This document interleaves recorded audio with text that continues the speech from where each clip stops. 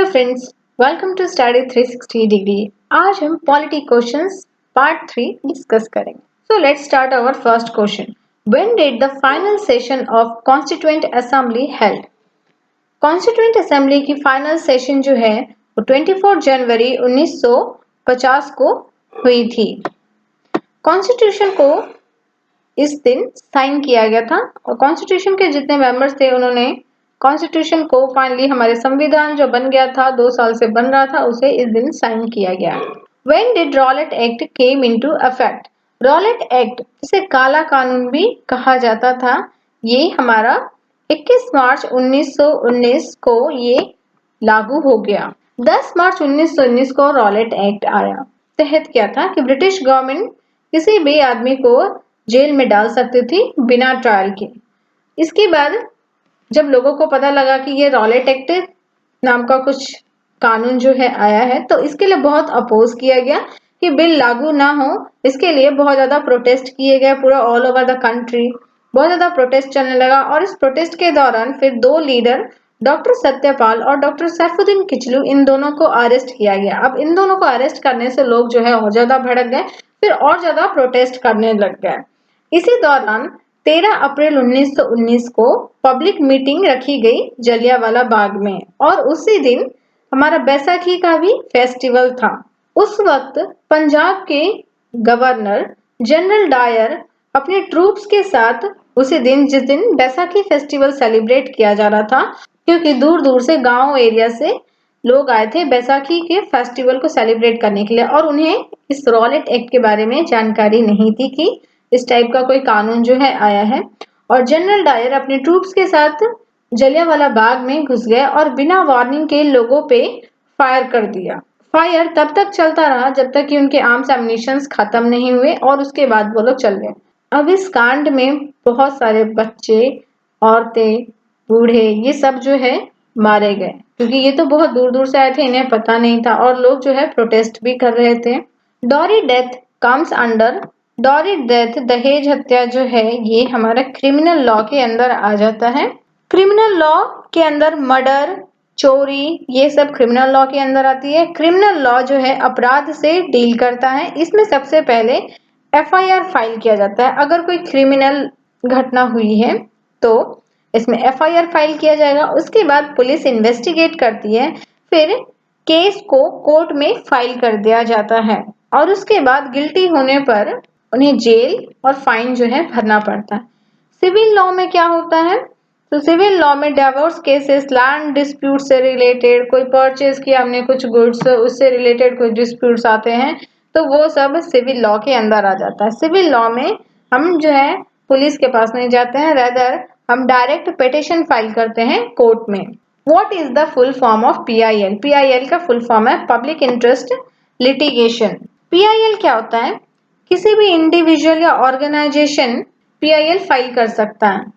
इसमें क्या होता है, हाई कोर्ट या सुप्रीम कोर्ट में हम जो है पीआईएल फाइल कर सकते हैं। अगर हम ये जान रहे, अगर हम ये देखते हैं कि किसी इंसान का राइट्स जो है उसके वायलेट हो रहे हैं, तो उसके बिहाफ पे हम जो है या कोई ऑर्गेनाइजेशन जो है पीआईएल फाइल कर सकती है।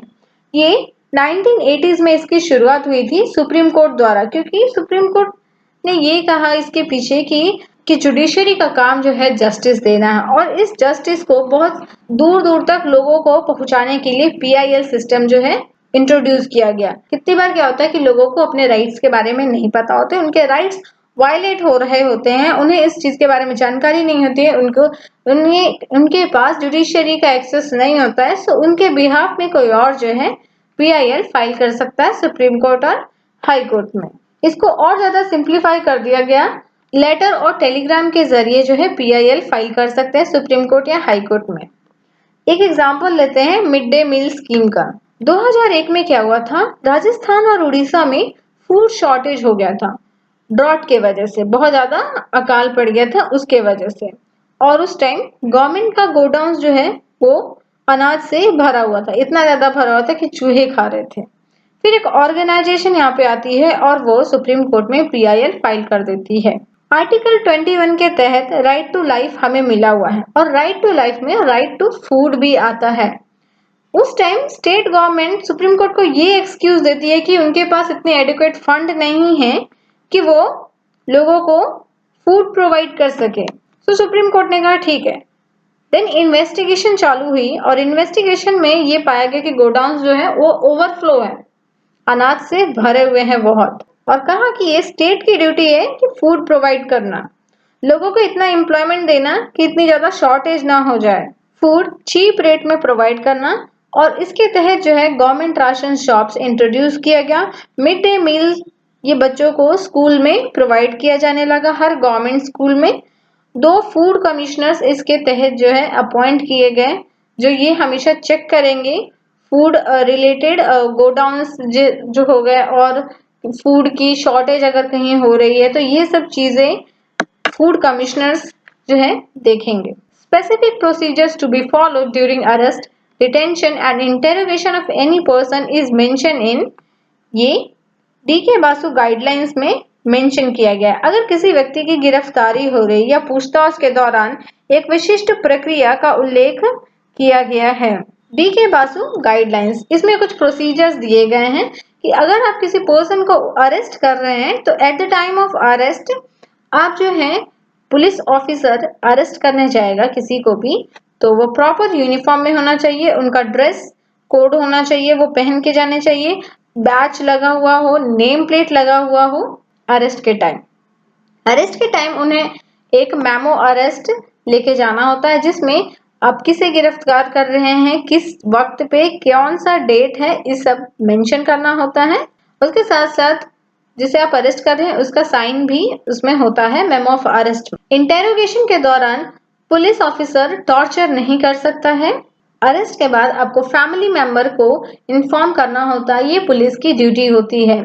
भी पर्सन जिसे हम आपने अरेस्ट किया हो उसे उसकी फैमिली मेंबर को इन्फॉर्म करना जरूरी है 8 से 12 घंटे के अंदर, अगर वो उस सिटी के अंदर नहीं है, अगर वो बाहर है, डिस्ट्रिक्ट के बाहर है तो।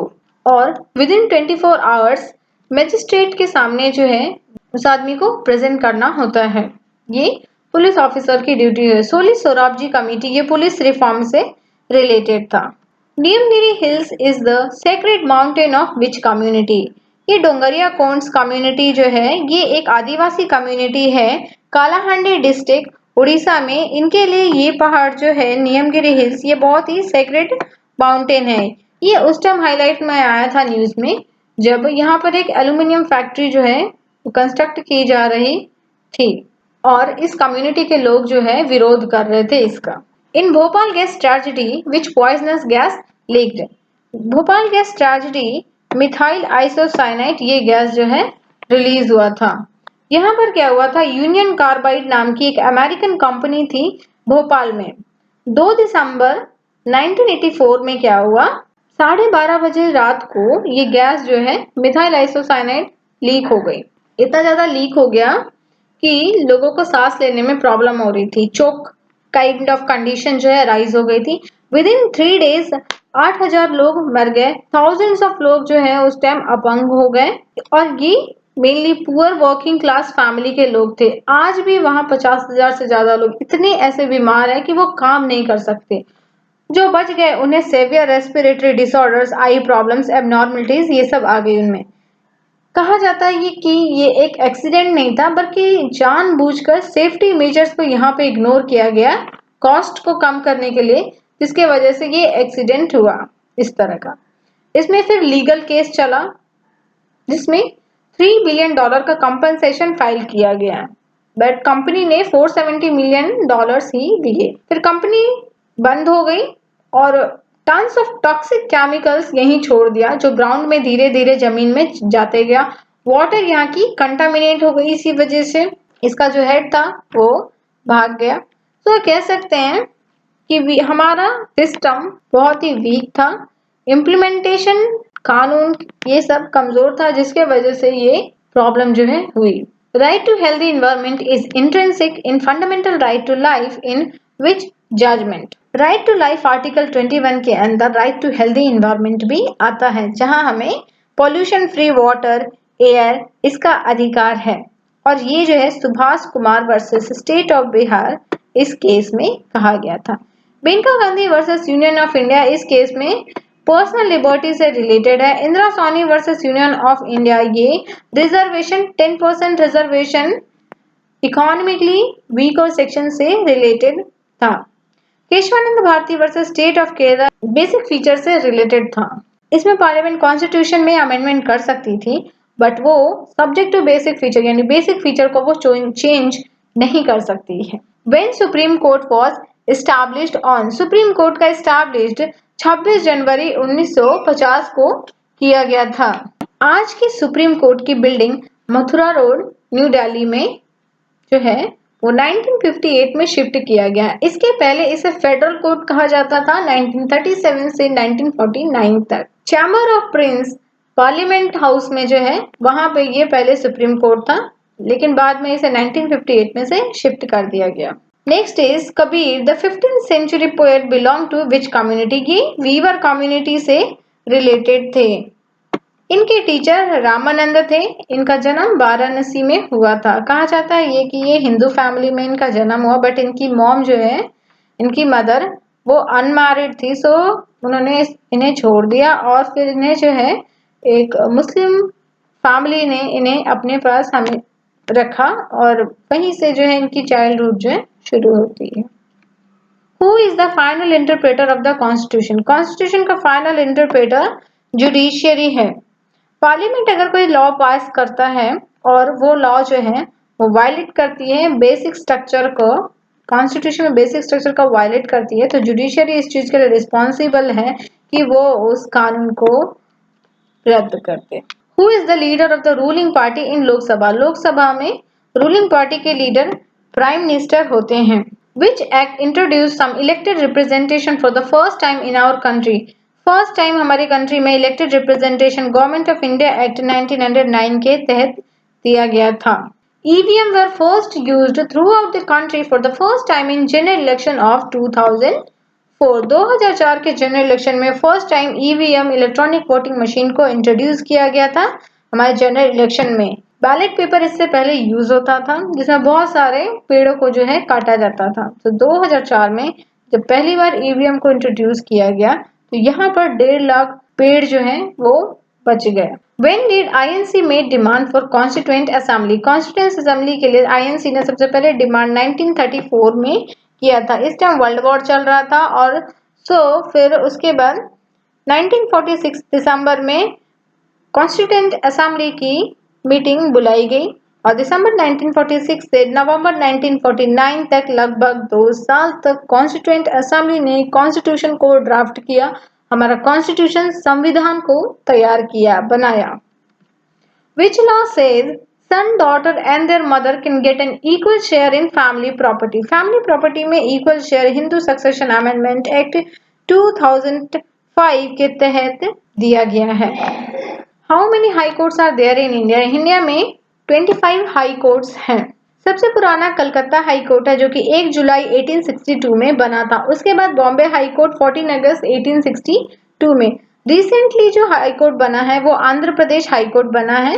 तेलंगाना अलग स्टेट बना आंध्र प्रदेश से। उसके बाद तेलंगाना जो कि हैदराबाद में जो हाई कोर्ट था वो तेलंगाना में चला गया और इसलिए हाई कोर्ट इसलिए आंध्र प्रदेश को हाई कोर्ट बनाना पड़ा। 1 जनवरी 2019 को आंध्र प्रदेश की हाई कोर्ट जो है बनी है। इंडिया में 3 तरह के कोर्ट हैं, supreme court, high court and subordinate court. High court के प्रोविजंस आर्टिकल 214 से 231 तक दिया गया है। आर्टिकल 217 हाई कोर्ट के जज से अपॉइंटमेंट से रिलेटेड है।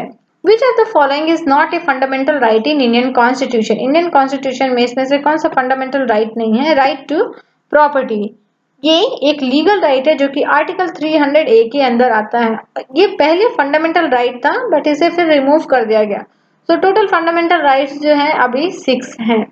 Right to equality, right to freedom, right against exploitation, cultural and educational rights. So thank you so much, and if you like this lecture, please subscribe to this channel and share it with your friends. And to download the PDF of this lecture, I have provided the link in the description box.